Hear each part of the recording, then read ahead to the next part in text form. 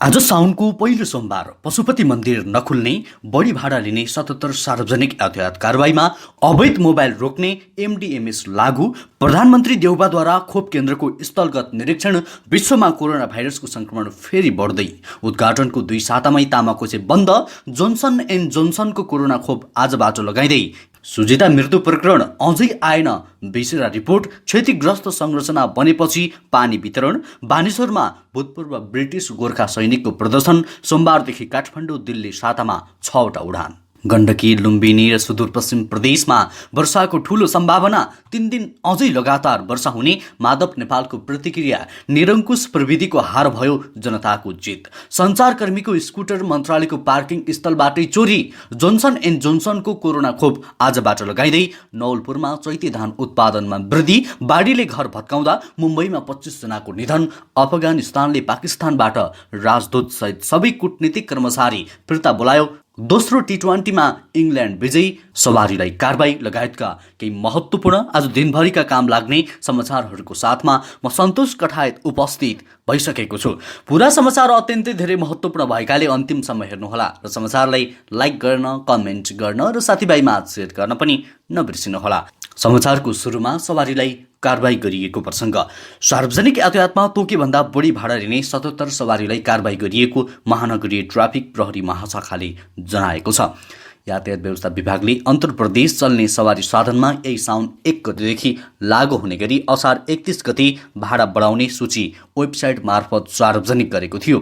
साउन 1 गतेदेखि 28% भाडा बढेको भन्दै काठमाडौँ उपत्यका लगायत प्रदेशभित्र चल्ने सवारीमा समेत मनपरी भाडा दिन थालेपछि ट्राफिक प्रहरी अनुगमन गरी कारबाही गर्न सक्रिय भएको महाशाखाका प्रवक्ता सञ्जीव शर्मा दासले जानकारी दिएका छन्। त्यसैगरी अब अर्को महत्त्वपूर्ण समाचार। आज यस वर्षको साउन महिनाको पहिलो सोमबार हिन्दू महिलाले शिवको पूजा आराधना गरी मनाउँदैछन्।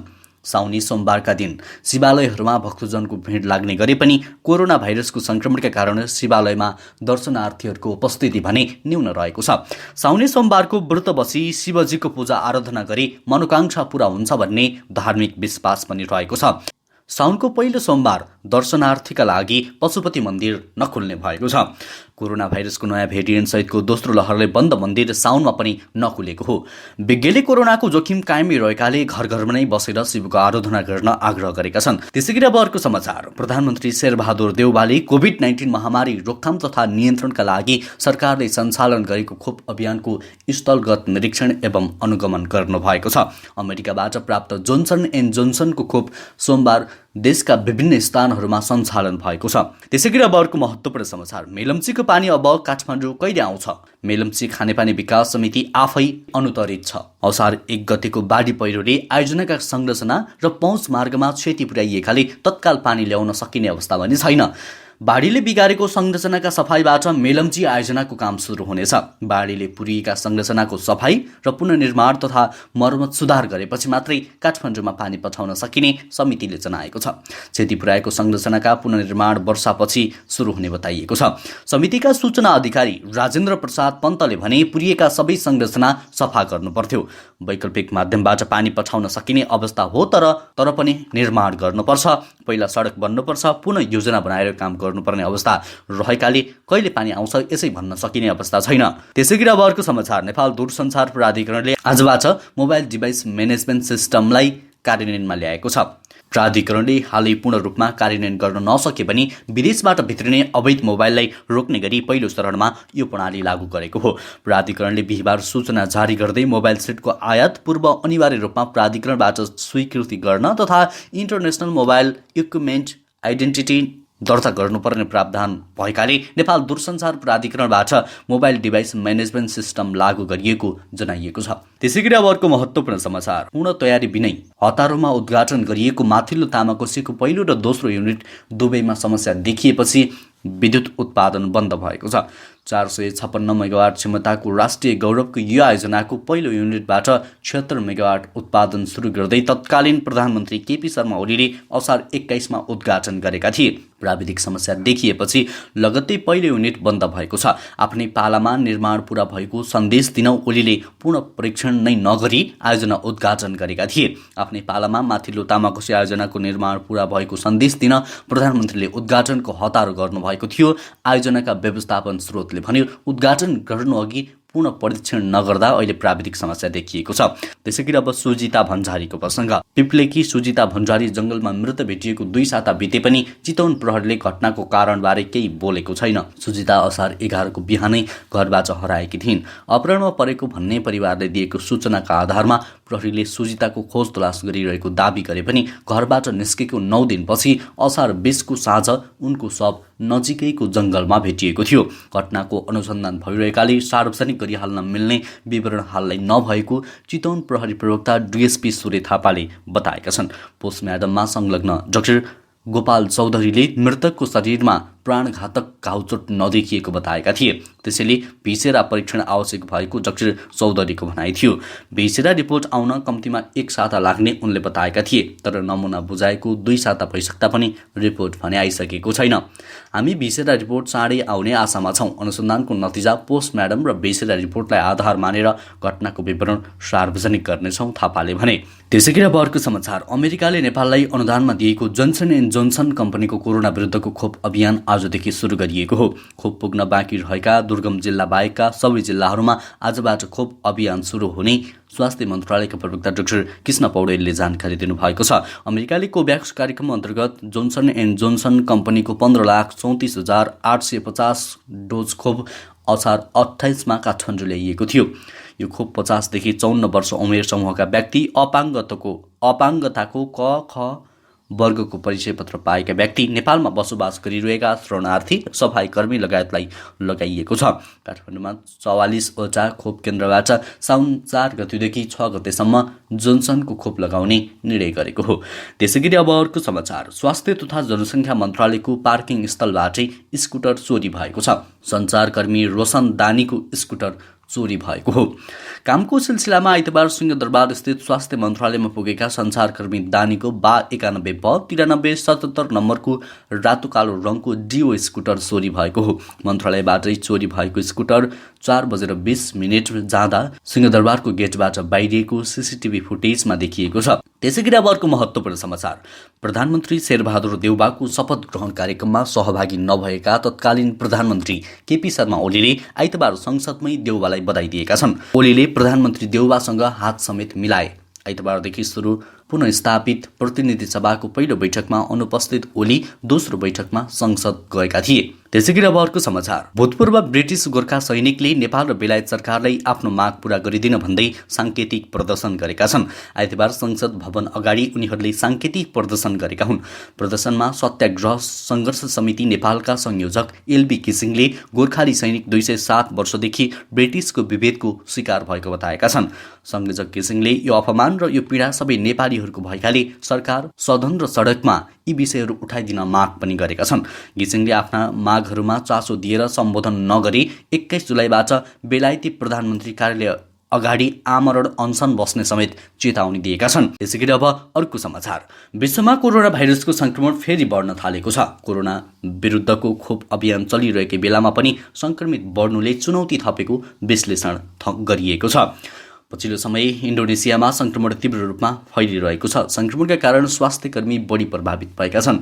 त्यहाँ अहिलेसम्म कोरोनाका कारण 545 जना स्वास्थ्यकर्मीको ज्यान गइसकेको सञ्चार माध्यमले जनाएका छन्। इन्डोनेसिया सरकारले आफ्ना 95% स्वास्थ्यकर्मीलाई खोप लगाइसकेको दावी गरेको छ। त्यहाँ गएको 24 घण्टामा 44,000 भन्दा धेरैलाई संक्रमण भएको छ। त्यस्तै बेलायतमा पनि संक्रमण फैलिन थालेको छ। गएको 24 घण्टामा बेलायतमा 54,000 भन्दा धेरैलाई संक्रमण भएको छ। त्यसैगरी अब अर्को समाचार। नागरिक उड्डयन प्राधिकरणले काठमाडौँ दिल्ली उडानको संख्या सातामा 2बाट 6 पुर्याएको छ। प्राधिकरणको उडान अनुमति शाखाका उपप्रबन्धक ज्ञानेन्द्र भुलले सोमबारदेखि लागू हुने गरी नेपाल वायु सेवा निगम र भारतीय ध्वजावाहक इन्डियालाई सातामा 3 गरी 6वटा उडान गर्ने अनुमति आइतबार जारी गरेका छन्। वैशाखमा कोरोना संक्रमणको दोस्रो लहरको चेन ब्रेक गर्न तत्कालीन प्रधानमन्त्री केपी शर्मा ओलीले वैशाख 23 गतेदेखि सातामा 14वटा उडान हुँदै आएको काठमाडौँ दिल्ली सेक्टरमा 2वटा उडानमा सीमित गराएका थिए। त्यसैगरी अब अर्को समाचार। प्रधानमन्त्री शेरबहादुर देउवालाई विश्वासको मत दिएका नेकपा एमालेका वरिष्ठ नेता माधव कुमार नेपालले निरङ्कुश प्रविधिको पराजय र जनताको जित भएको प्रतिक्रिया दिएका छन्।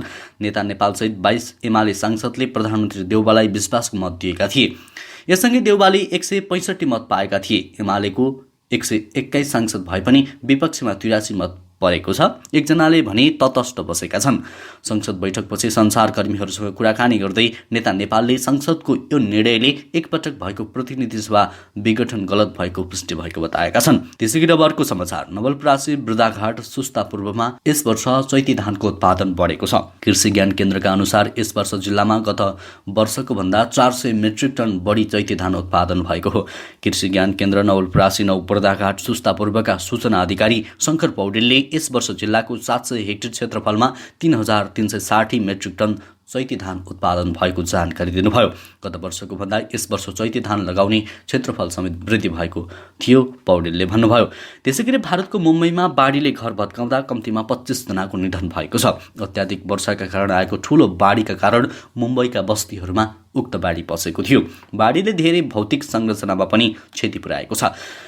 भारतको आर्थिक राजधानी मानिने मुम्बईमा बाढीका कारण ठूलो आर्थिक क्षति समेत भएको अधिकारीहरूले जानकारी दिएका छन्।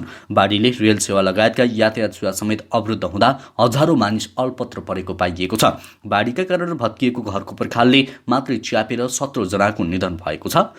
घटनास्थलमा पुगेका उद्धारकर्ताहरूले जानकारी दिए अनुसार अरूको अन्य ठाउँमा मृत्यु भएको हो। त्यसैगरी अब अर्को समाचार। अहिले गण्डकी र लुम्बिनी प्रदेशका धेरै ठाउँमा वर्षा भइरहेको छ।